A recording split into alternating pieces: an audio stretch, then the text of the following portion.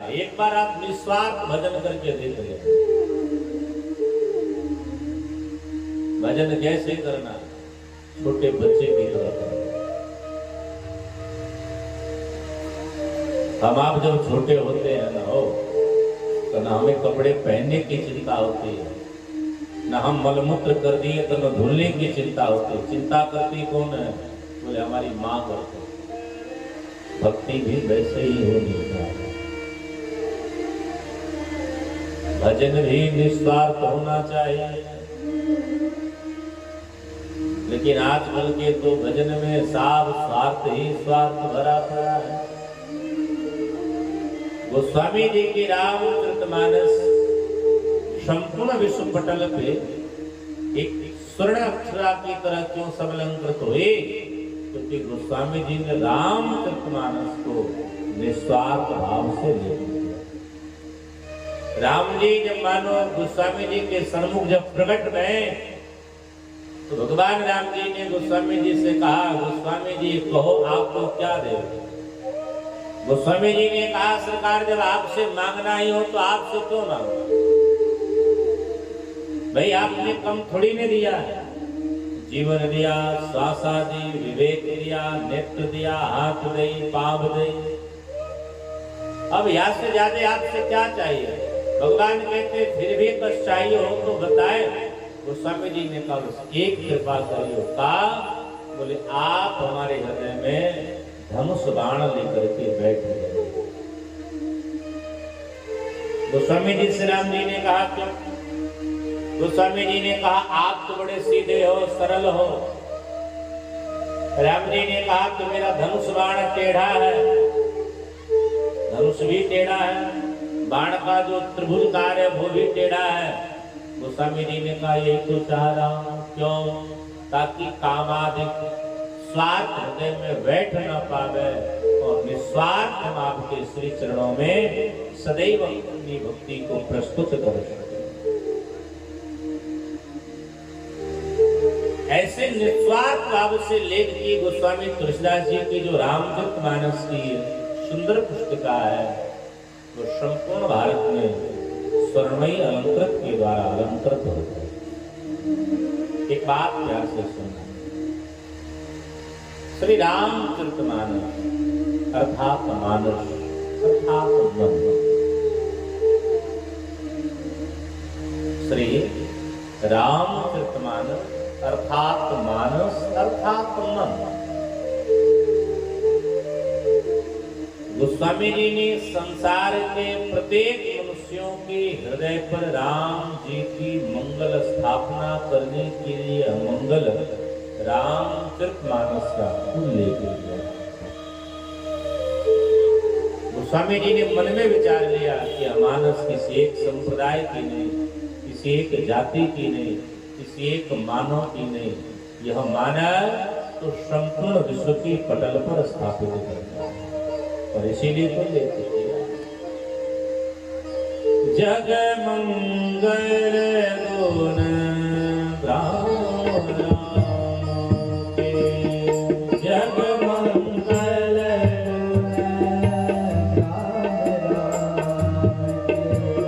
जग मंगल गुण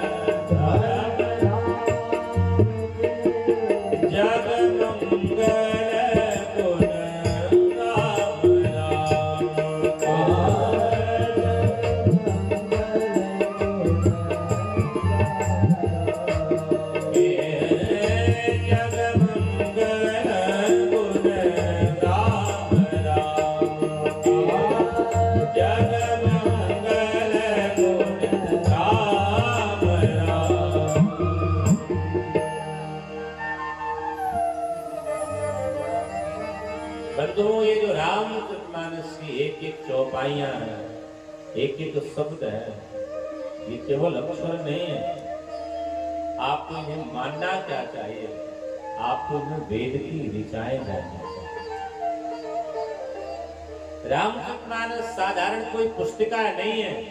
श्री रामचरितमानस भगवान श्री सीताराम जी का साक्षात श्री विग्रह। और देखो, गोस्वामी जी ने बड़ी सुंदर बात कर दी। गोस्वामी जी ने कहा ये मेरी रचना नहीं, प्रसादालंकृत भूतैः है।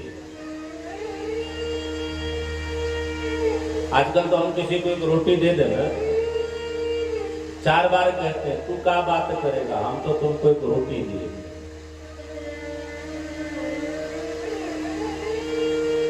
आजकल कोई किसी को एक वस्त्र पहना दे, तो जब बात आएगी तेगा अपनी औकात तो भूल गई जिस दिन हमारे दिन हुई तो कपड़ा पहना। लेकिन गोस्वामी जी कितनी सुंदर है। गोस्वामी जी ने कहा है जो रामचरितमानस की लेख है ये मेरी नहीं है, ये किसकी लेख है? रचि महेश निजे मानस राखा। ये किसकी रचना है? ये भगवान भोलेनाथ जी की रचना है। ये मेरी अपनी कोई उपलब्धि नहीं है। बस मैं कर क्या रहा हूं, बस मैं इसको भाषाबद्ध कर रहा हूं।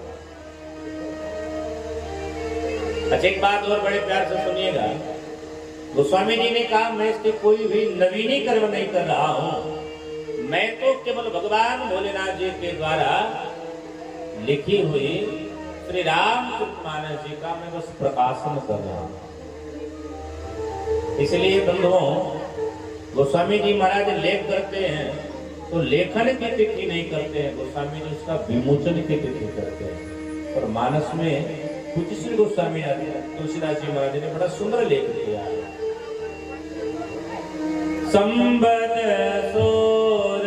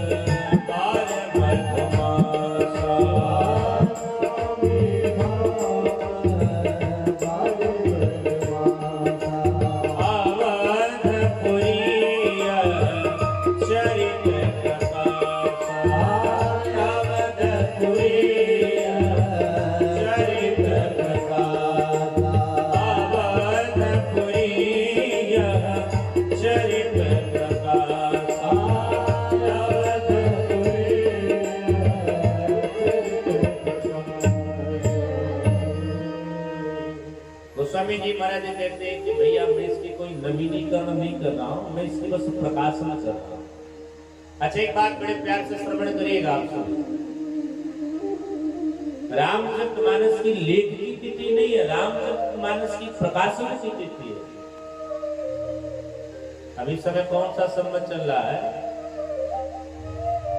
2084 ये संवत चल रहा है। लेकिन रामचरितमानस की प्रकाशन कब हुआ? बोले 1631 संवत में, लगभग आज के 450 वर्ष पहले।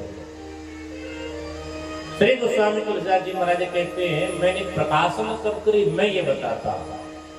9वीं भौम 12 मधुमासा चैत्र का महीना शुक्ल पक्ष 9वीं तिथि मंगलवार दिन और सारे तीर्थ सारे नक्षत्र वही थे जिस दिन राम जी जन्म लिए उस संवत 1621 में संपूर्ण नक्षत्रों का वही योग था और इसमें मैं रामचरितमानस के लिए प्रकाशन कर रहा हूं।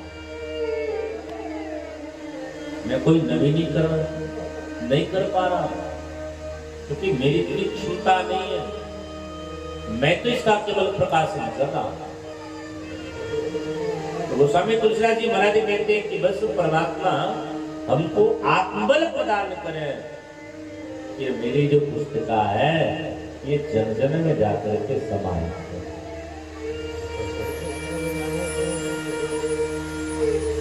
एक बात और प्यार से सुनिए,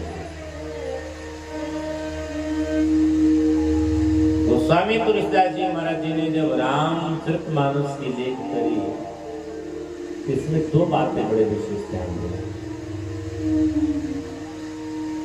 मानस में कितने सोपान हैं? बोले मानस में 7 सोपान हैं।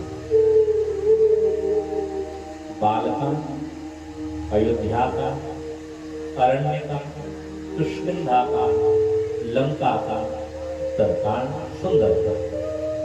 इस मंगल 7 सोपान। और द्वितीय विषय क्या है? द्वितीय विषय है कि जब गोस्वामी तुलसीदास जी महाराज जी ने मानस की जब वंदना आरंभ करी है तो गोस्वामी तुलसीदास जी महाराज ने 7 मंगल श्लोकों में ही श्री रामचरितमानस जी की वंदना की। इसका 2-3 तात्पर्य हमारे संतों ने बताया। भाई प्रथम सोपान में जिसे हम बालकांड कहते हैं, भगवान राम जी के बाल्यकाल से लेकर के विवाह काल तक का बड़ा मंगल वर्णन किया है। द्वितीय जो कांड है वो अयोध्या कांड। अयोध्या कांड की महिमा क्या है? हमारी अयोध्या कांड को हम अवधवासी त्याग कांड कहते हैं। और एक हम आप सबको एक विशेष में बात बताऊं, श्रीधाम अयोध्या जी में मैं जहां रहता हूं उस आश्रम की स्थापना लगभग 700 वर्ष पहले हुई। 700 वर्ष से लेकर के अब तक हमारे आश्रम में प्रत्येक वर्ष 4 से 5 बार श्री राम कथा का मंगल आयोजन किया जाता है, लेकिन आज तक कभी भी हमारे आश्रम में वाल कांड के ऊपर कभी कोई कथा ही नहीं है। क्योंकि मैं जहां रहता हूं उस आश्रम का नाम है दशरथ महल। तो हमारे पूज्य महाराज जी अपने आप को दशरथ जी मानते हैं, और जैसे त्रेता के दशरथ जी राम जी को वन नहीं भेज पा रहे थे, वैसे आज भी हमारे आश्रम का एक नियम है कि हमारे राम हमारे अग्निया में रहे। अयोध्या कांड की कथा हमारे यहाँ कभी हुई ही नहीं। आज भी हमारे यहाँ राम जी को राजा के रूप में माना जाता है। अयोध्या कांड को हम लोग त्याग कांड कहते हैं। इस त्याग कांड में किसने क्या क्या त्यागा? बड़े ध्यान से सुनिएगा। इस त्याग कांड में सबसे पहले राम जी ने अवध को त्यागा। इस त्याग कांड में अवधवासियों ने अयोध्या को त्यागा। इस त्याग कांड में दशरथ जी ने अपनी पत्नी कैकेयी को त्यागा। इस त्याग कांड में दशरथ जी ने अपने प्राण को त्यागा। और अयोध्या कांड की 2 बातें बड़ी विशेष ध्यान से सुनिएगा। अयोध्या कांड में राम जी अपने छोटे भाई को राजा बनने के लिए अवध का त्याग करते हैं, लेकिन धन्य है छोटा भाई कि अपने बड़े भाई को अयोध्या में स्थापित करने के लिए स्वयं वन में रहने को तैयार हो जाता है। बड़ा भाई जब स्वीकार नहीं किया तो श्री भरत जी महाराज जी ने अयोध्या के सिंहासन को ही त्याग किया। हमारे पूज्य महाराज जी कहा करते हैं कि अयोध्या कांड का एक और नाम है। अयोध्या कांड को हम लोग 3 नामों से जानते हैं। पहला अयोध्या कांड, दूसरा त्याग कांड और तीसरा है भातृ भातृ का प्रेम कांड। एक भाई के प्रति प्रेम कैसा होना चाहिए। आज के परिवेश में भाई से भाई का प्रेम सबसे ज्यादा खटपट हो रहा है। जिस परिवार में भाई से भाई का प्रेम न हो, उस परिवार के लोगों को एक साथ बैठ करके अयोध्या कांड का पाठ करना चाहिए। प्रेम धीरे धीरे अपने आप स्थापित हो जाएगा। आजकल के परिवेश में ना भाई का भाई से प्रेम नहीं, क्योंकि आज के परिवेश में सबसे ज्यादा स्थापित क्या है, आज के परिवेश में सबसे ज्यादा स्थापित धन हो गया है।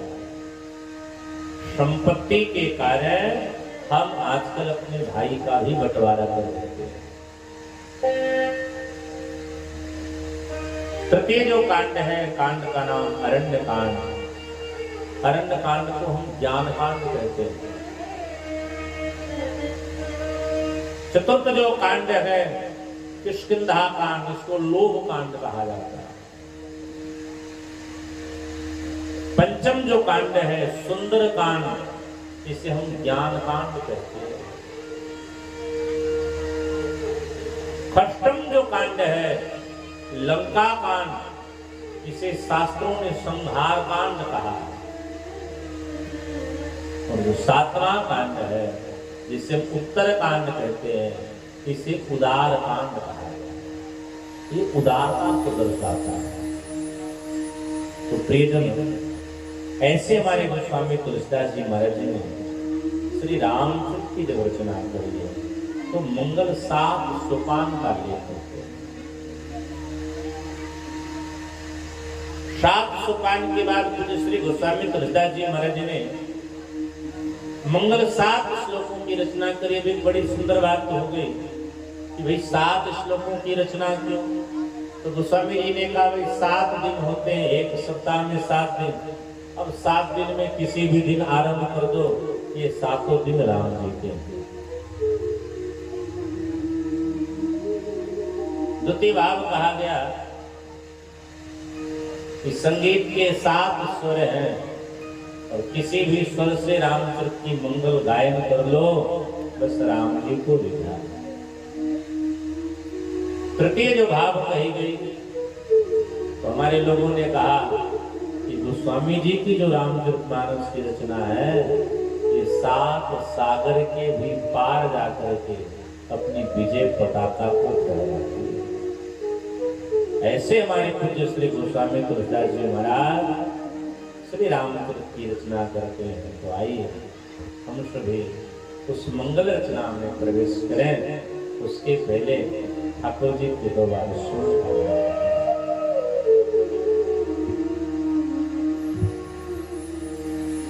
यह अवसर फिर नहीं मिलने का,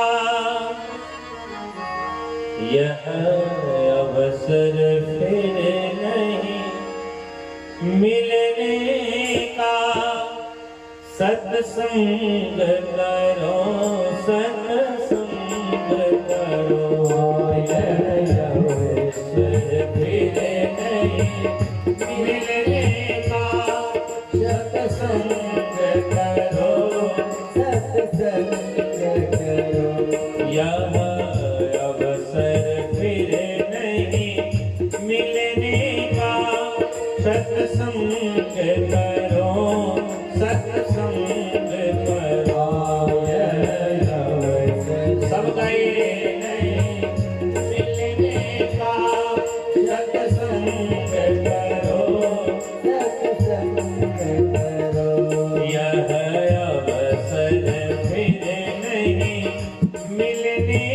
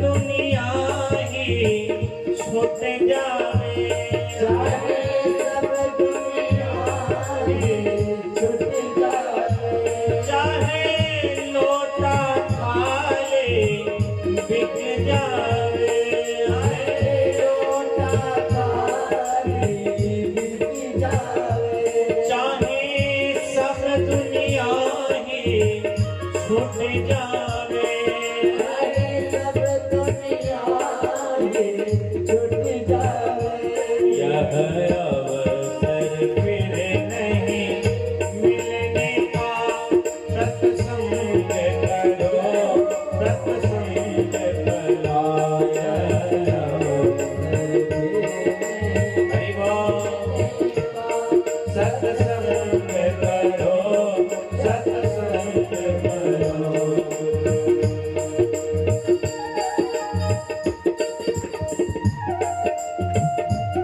जय हो।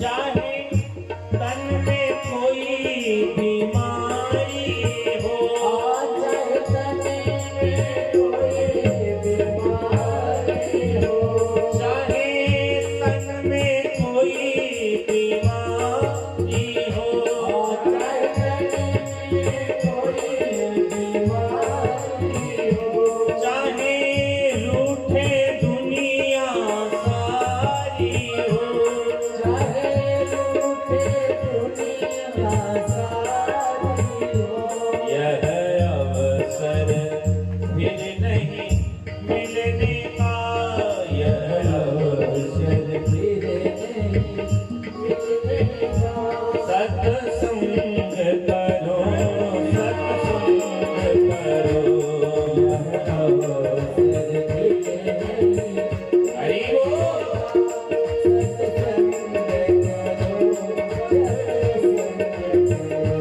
यह अवसर फिर नहीं मिलने का, सत्संग करो, सत्संग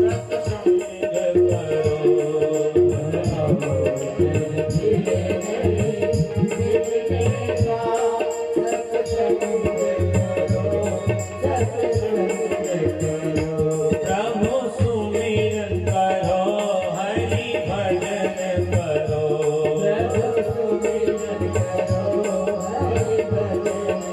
तो यह अवसर फिर नहीं मिलने का, सत्संग करो, सत्संग करो, यह अवसर फिर नहीं मिलने का, सत्संग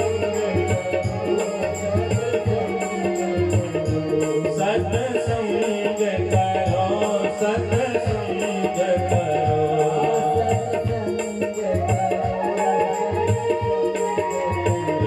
सत्संग करो, सत्संग करो।